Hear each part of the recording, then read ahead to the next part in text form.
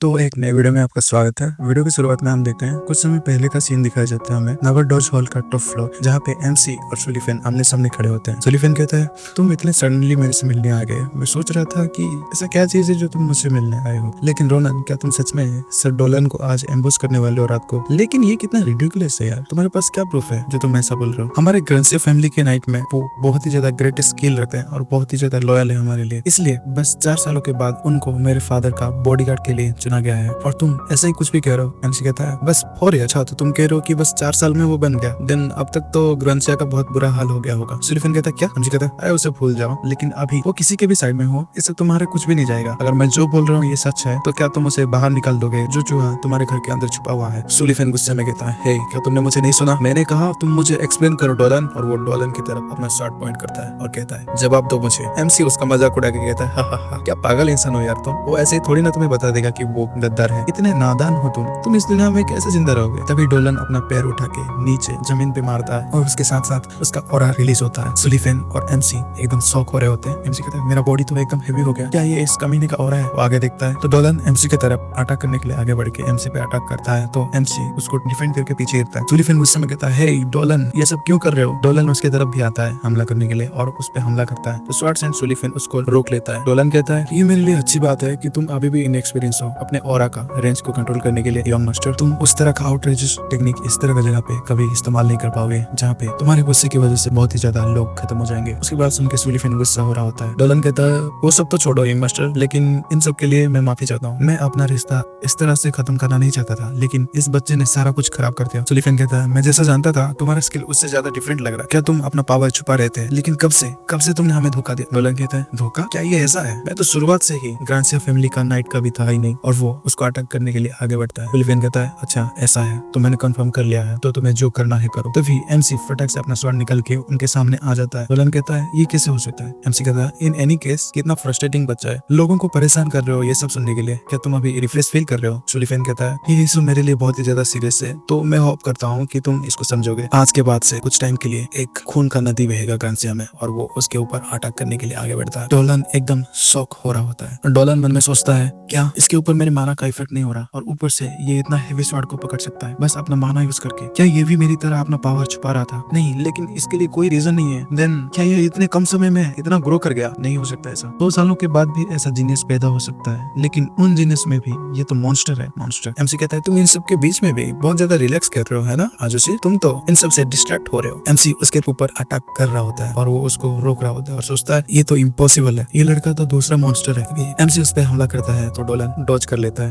MC कहता है, क्या उसने डॉज कर लिया? ये फिर डोलन एमसी को एक लात दे के मारता है, तो एमसी हवा में उड़ के पीछे जाता है। डोलन सोचता है, शिट, मैंने बहुत ही ज्यादा आवाज कर दिया, अगर ऐसा ही चलता रहा तो यहाँ पे प्रोफेसर आ जाएंगे, मुझे कैसे भी हो भागना ही पड़ेगा। तो वो वहाँ से दौड़ के आगे चलता है और सोचता है, डैम इट, मैंने बस इस छोटे बच्चे को पकड़ना चाहा और चीजें इस तरह कॉम्प्लिकेटेड हो गया। ये मेरी गलती है कि मैं ये कभी नहीं सोच पाया कि ऐसा भी हो सकता है। अभी के लिए मुझे छुपना ही पड़ेगा और एक अपॉर्चुनिटी का वेट करना पड़ेगा ताकि मैं इनकी पीठ पीछे छुरा भोग सकूं। सुलिफेन कहता है, यू आर राइट डोलन, और वो उड़ के उसके पास आता है और कहता है, हाँ, मेरे फादर की तरह मैं एक्सपीरियंस नहीं हूँ, इसलिए मैं स्टॉर्म स्वॉर्ड को प्रॉपर्ली यूज नहीं कर सकता, लेकिन सब कुछ जान के तुम इस तरफ भाग रहे हो, तुम कितने ही फुलिश हो। इस जगह पे किसी को कोई चोट नहीं पहुंचेगा, तुम्हें नहीं लगता यहाँ पे कोई नहीं है, तो मैं तुम धोखेबाज को जरूर पनिश करूंगा। ग्रांसिया फैमिली सीक्रेट स्वॉर्ड, और वो अपना स्टॉर्म स्वॉर्ड को रिलीज करता है और उस पर अटैक करता है। डोलन कहता है, सिट, और वो उसको रोक रहा होता है। फिर वो पीछे देखता है और उसकी आंखें बंद होती रहती है और वो सोच रहा होता है वो सितारे। हम देखते हैं सुलिफेन के पावर से वहाँ पे एक स्वॉर्ड का टॉर्नेडो बन गया होता है। सुलिफेन अपने म्यान में तलवार को रखे कहता है, आज के बाद से मेरी फैमिली में मैं कोई भी याद नहीं करेगा, लेकिन ये मैटर नहीं करता क्योंकि तुम कभी ग्रांसिया फैमिली के थे ही नहीं। एमसी कहता है, तो तुमने उसे खत्म कर दिया, तुमने तो बहुत अच्छा किया, तुम बहुत ही ज्यादा गुस्से में होंगे, है ना? मैं सोच रहा हूँ कि इस हालत में हम रोडेलन स्टेट को इसको हैंड ओवर कर सकते हैं कि नहीं। सुलिफेन कहता है, तुम्हें चिंता करने की कोई जरूरत नहीं है, मैंने बस ऐसे मारा है ताकि वो जिंदा रहे। थियोरेटिकली देखा जाए तो फिर वो कुछ नहीं कहता। एमसी कहता है, क्या? एमसी कहता है, क्या तुम क्या कह रही हो? सुलिफेन कहता है, एनीवे, ये सही है, जबकि तुम यहाँ पे हो मैं जल्दी से जाके अपनी फैमिली को इस बारे में बता देता हूँ as soon as possible, क्योंकि हमें इन गद्दारों को खत्म करना ही होगा, तो मैं बाकी सब चीजें तुम्हारे ऊपर छोड़ के जा रहा हूँ। और वो वहाँ से भाग जाता है। एमसी कहता है, क्या तुम ऐसे ही इसको कैसे छोड़ सकते हो? तुम्हें ये सब डिस्ट्रॉय किया और तुम मुझे ऐसे कैसे छोड़ सकते हो? हम देखते हैं एमसी के पीछे एक पोर्टल ओपन होता है। कोई कहता है, रोनन क्या चल रहा है? वो भवंडर किस तरह का था? क्या तुम्हारे ऊपर कोई अटैक हुआ है? एमसी कहता है, अच्छा आप यहाँ पे प्रिंसिपल और इंस्ट्रक्टर। हम देखते हैं प्रिंसिपल और इंस्ट्रक्टर वहाँ पे आगे होते हैं। एमसी इंस्ट्रक्टर के बूबीज को देखता है जहाँ पे की एक सांप बना होता है। एमसी कहता है, क्या सांप बना है? एमसी थम्स अप करके कहता है, आपके पास तो बहुत ही ज्यादा बढ़िया टॉप है मिस। इंस्ट्रक्टर गुस्से में कहती है, हे तुम मुझे बस बताओ। प्रिंसिपल कहता है, उसने सही कहा, इंस्ट्रक्टर इंस्ट्रक्टर का पजामा अभी इंपॉर्टेंट नहीं है, ये अच्छी बात है कि तुम हर्ट नहीं हुए हो। क्या तुम मुझे एक्सप्लेन करोगे यहाँ पे क्या चल रहा है? एमसी कहता है हाँ मैं ऑफ कोर्स इसे एक्सप्लेन करूंगा, लेकिन प्रिंसिपल क्या आप मेरे पीछे इसको रिपीट कर सकते हो पहले? प्रिंसिपल कहते हैं क्या मैं तुम्हारे पीछे रिपीट करूँ इसे? लेकिन तुम्हारे कहने का क्या मतलब है? एमसी कहता है आयुध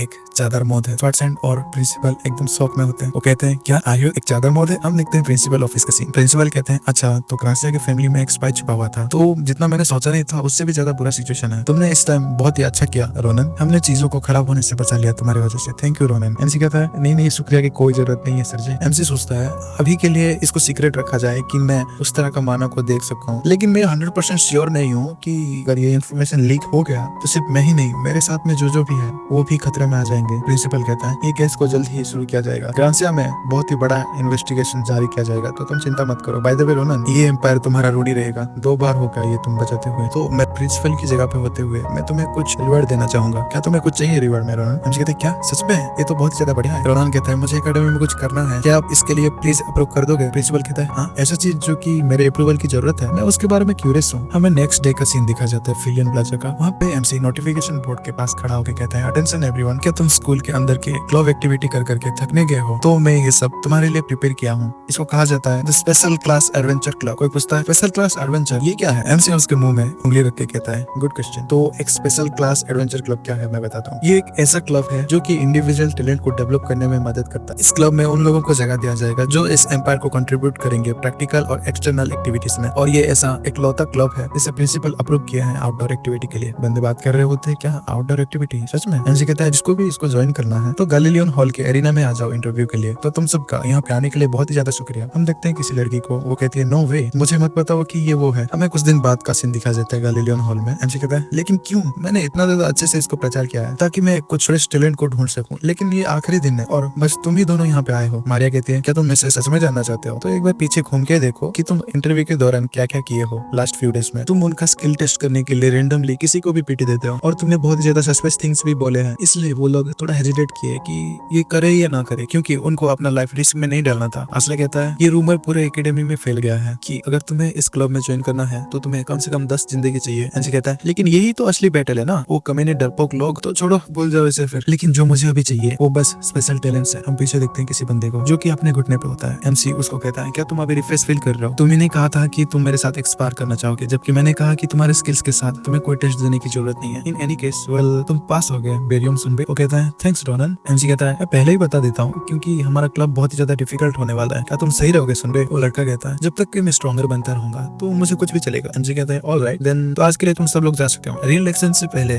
तुम थोड़ा सा आराम कर लो। असली कहता है तुम्हारे बारे में क्या है रोनन, तुम क्या करोगे? एमसी कहता है वेल यहाँ पे अभी भी समय है तो मैं थोड़ा और इंतजार करूंगा, किसे पता यहाँ पे एक प्रोमिसिंग टैलेंट आ जाए। मैं रात का वक्त दिखा जाता है। एमसी एकदम थक के बैठा होता है, क्या एक सिंगल आदमी भी नहीं आया उसके बाद से, तो छोड़ो और कुछ नहीं कर सकते, चलते हैं यहाँ से। एमसी आदिशन को कहता है आपका शुक्रिया, आप आपका असिस्टेंट का वर्क में बहुत ही ज्यादा बिजी होंगे, लेकिन आपको जैसे ही टाइम मिला आप आ गए मेरे लिए। आदिशन कहती है नहीं ये कोई बात नहीं है, बाय द वे कितनी दुख की बात है, मैं भी इसे अप्लाई करना चाहती हूँ, अगर मैं ये असिस्टेंट वर्क नहीं करता तो मैं इसे जरूर अप्लाई करती। इसे सोचता है मैं इसे बता नहीं सकता कि अगर ये अप्लाई भी कर दे तो भी मैं इसे नहीं लेने वाला, मुझे जल्दी ही डिसीजन लेना पड़ेगा कि इसको इसके ड्रीम से गिव अप करवाऊं या ना करवाऊं। वेल जबकि एक इम्पोर्टेंट चीज है तो इसे ये अच्छे से सोचना पड़ेगा। कोई मिस्टीरियस बंदा कहता है कितना रिलीफ है कि तुम यहाँ पे अभी भी हो। एमसी देखता है आप कब आए, क्या तुम यहाँ पे इंटरव्यू के लिए आए हो और हमारे क्लब को ज्वाइन करने के लिए आया हो? वो मिस्टीरियस बंदा कहता है क्या क्लब, क्या मैं ज्वाइन कर लूं तो क्या मैं?